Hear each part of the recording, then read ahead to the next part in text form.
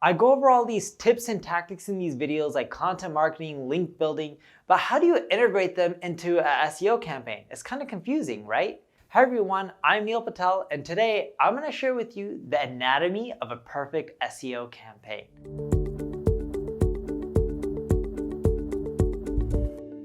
Before we get started, make sure you subscribe to this channel. If you're on YouTube, click the alert notification. That way when I go live, you'll get notified.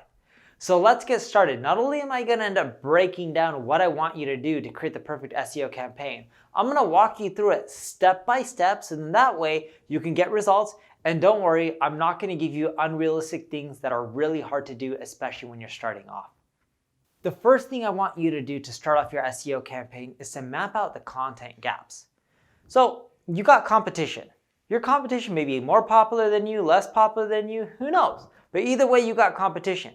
And the thing is, if you have competition, they're getting traffic to articles or pages that you're not getting traffic from.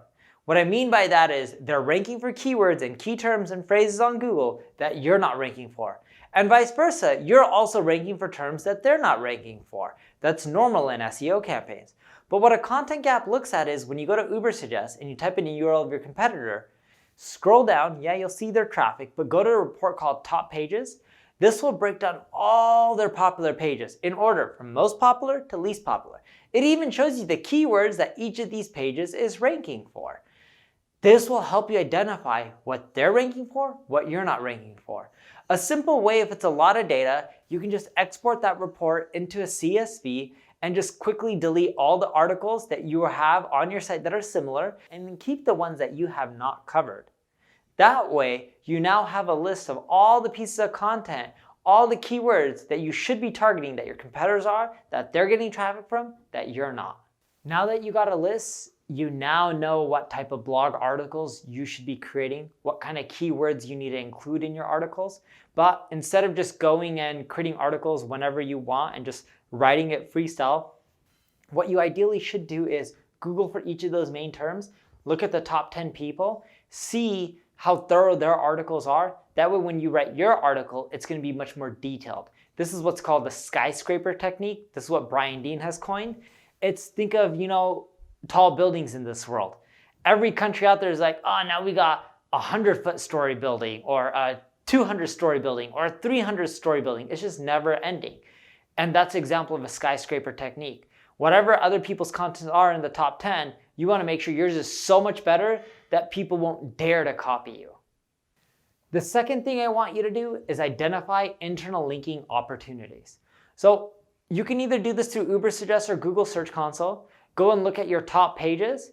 These are the pages that are getting the best rankings, the most amount of traffic. What you should be doing is making sure that you're linking to them internally on a regular, consistent basis. How many internal links do these pages have? Are they getting a ton of links? Are they not? The pages that are doing well, make sure you go to existing pages on your site and you're interlinking to them. By doing that, what you'll find is it'll help boost them up even more and they'll slowly start ranking higher and higher over time. The third thing you need to do is leverage existing assets and content that you're already ranking for. I love calling this the land and expand strategy. You go into Google Search Console, you look at your top pages, it shows you what you already rank for. Take those pages, look at those keywords, see, hey, am I getting any impressions for some of these keywords that are not included on the text on my page? What I mean by that is in Google Search Console, if it shows you're getting traffic for certain keywords, it doesn't necessarily mean that those keywords are in your text of your content or in your title tag or your meta description. And if you happen to include them, you'll find that your rankings will go up for those main terms.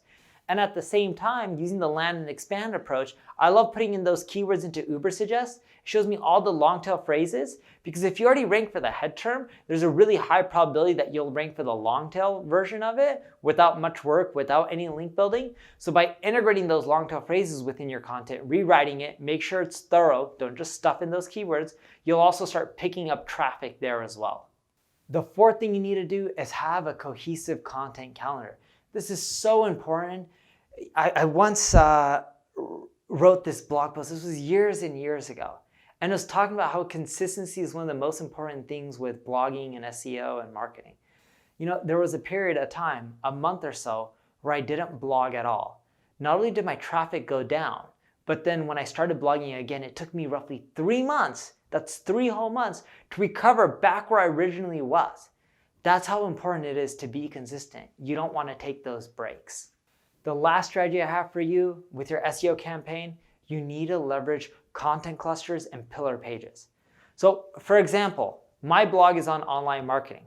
I may have a page on digital marketing that encompasses what digital marketing is and gives an overview, and it's super thorough and may have roughly 10,000 words.